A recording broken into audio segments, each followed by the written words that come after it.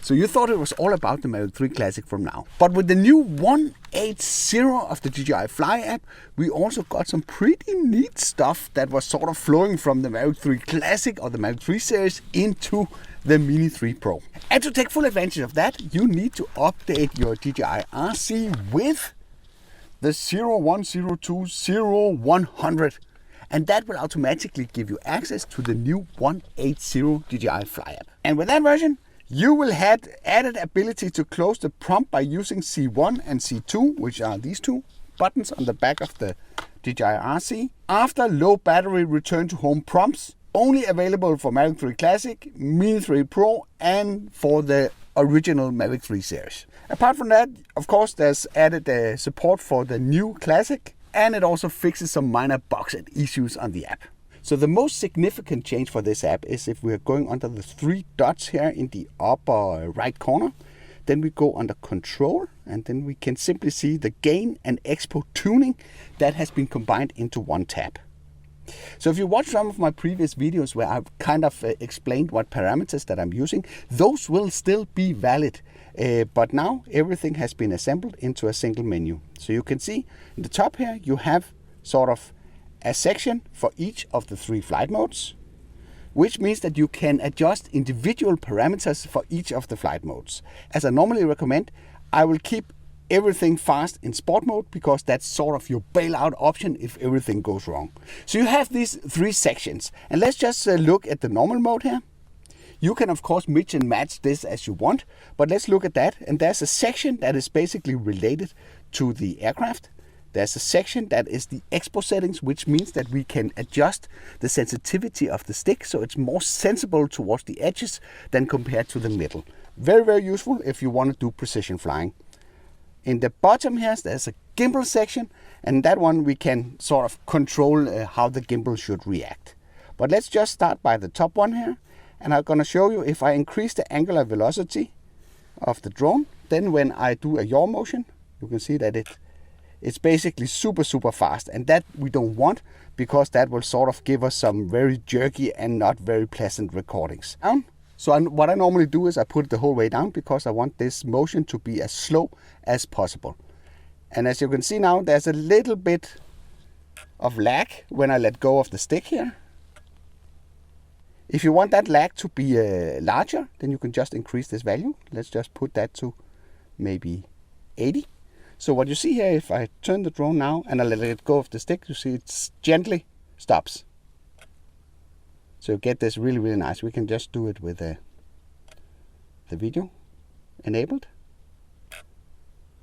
So you can play around with these settings just to get everything right, so you don't get these abrupt jerky movements. And as we are normally, as usual, a little bit pushed on on the battery. So this is where you can change sort of how the reaction should be. So the pitch and roll of the drone. So if I put it like this, you can basically see, I don't know if you can see it, but if I put it out here, the drone will move very fast because it's an Expo curve that's basically exponential towards the edges. But if I just keep it here in the center, it will move very slow. And then I can simply just adjust it back and forward.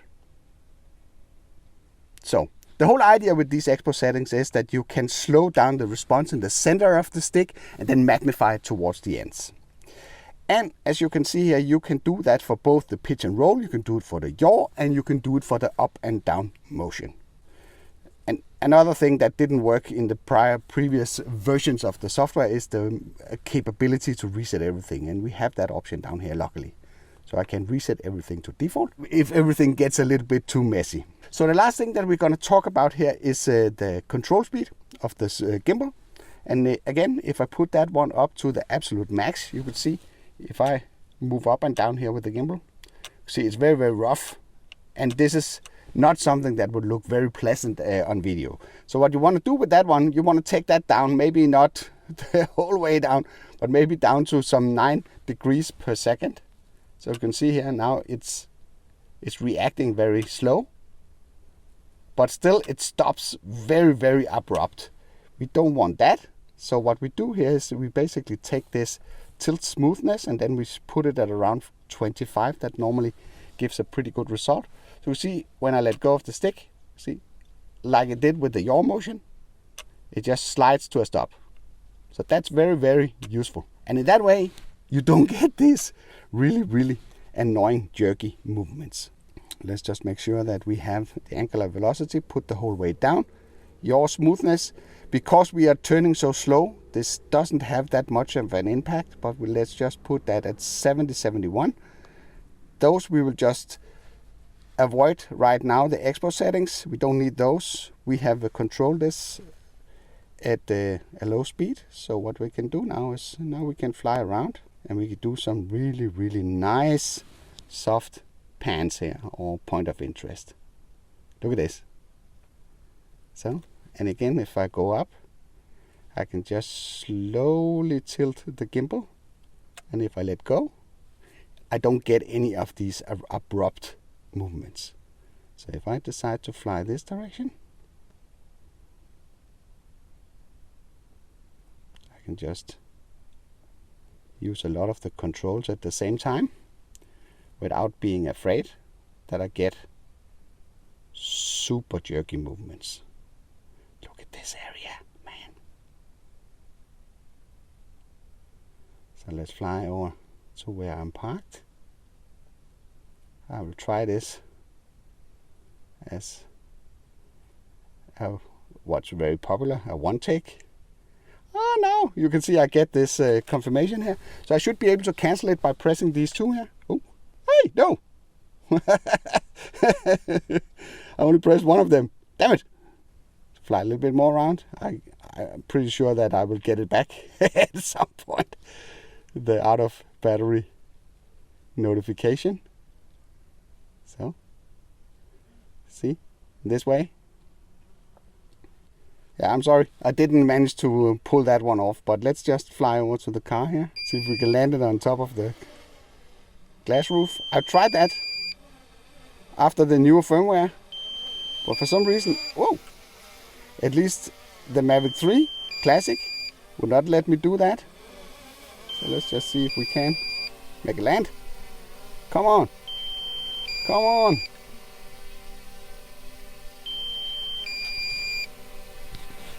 So force it.